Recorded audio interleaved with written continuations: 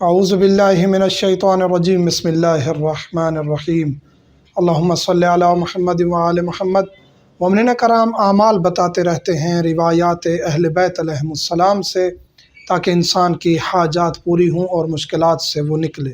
آج ذکر کریں گے کہ اگر ایک ماں کا بیٹا بیمار ہے یا بیٹی بیمار ہے، بیٹے کے بارے میں روایت ہے، بیٹی کے لیے بھی آپ یہ عمل کر سکتے ہیں۔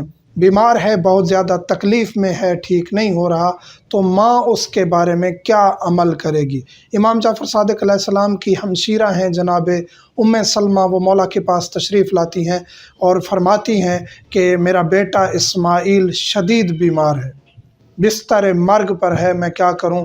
تو مولا ایک عمل عطا فرماتے ہیں اور وہ بی وہ عمل انجام دیتی ہیں۔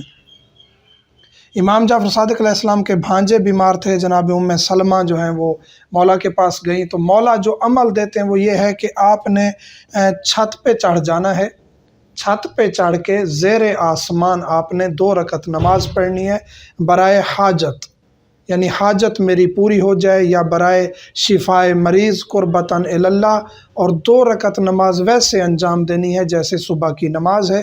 اس کے بعد پھر یہ دعا مانگنی ہے، اللہم انکا وہبتہ لی ولم یکو شیئن۔ یہ آرام سے اس لیے پڑھ رہا ہوں تاکہ آپ اس کے تلفظ کو دہرا سکیں۔